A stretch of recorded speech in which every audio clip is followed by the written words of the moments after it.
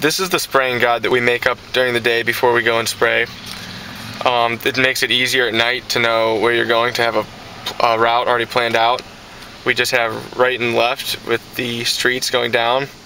The reason we put them in boxes like this, we usually put 8 to 10 streets in a box, is so that when we fill out our application forms later, it's easier.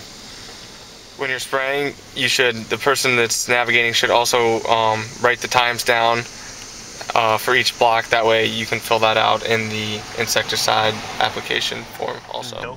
Along with taking our spraying guide, we take a map with the spray route drawn on. Notice how we create our route, making sure to systematically spray each neighborhood.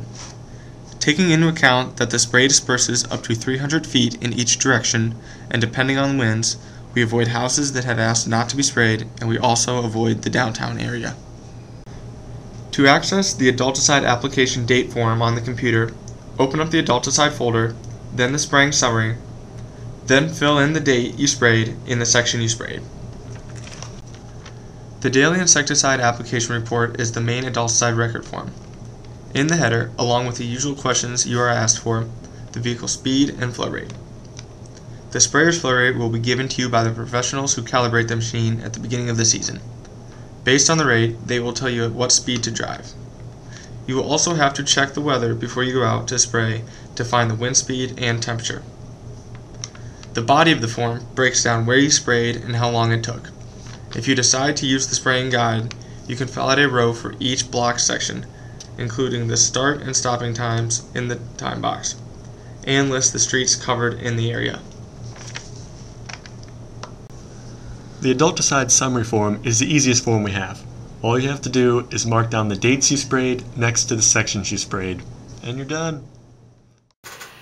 So what do we do with all the information we've gathered this season, Zach? Andy, that is a great question. People always tell me I'm a good question asker. Well, at the end of the season, you will need to write a report on your activities and findings. Okay. Some issues you might want to address include the effectiveness of larviciding and adulticiding in areas where you collect samples. And the impact the weather has had on the mosquito population throughout the season? Yes, that too. You can refer to previous year's reports to get an idea of what they have been like in the past, but we encourage you to expand on them and draw whatever conclusions you may. Wow! Now that was exciting. Just makes me want to get right back out there and start swatting mosquitoes.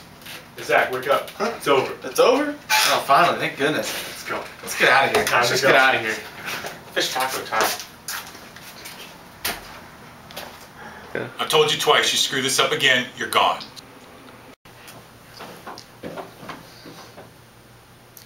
Take what? So wait. Keep going. Take 2.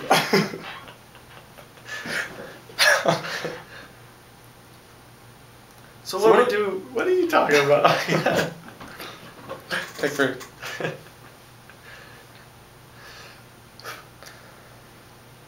How many times do I have to tell you? You've screwed it up twice, you're fired. Get out. When applying larvicides, it's important to wear gloves and avoid contact with the skin, as it tends to be irritating.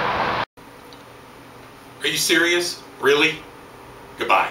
You guys are gone. See you later. Fired.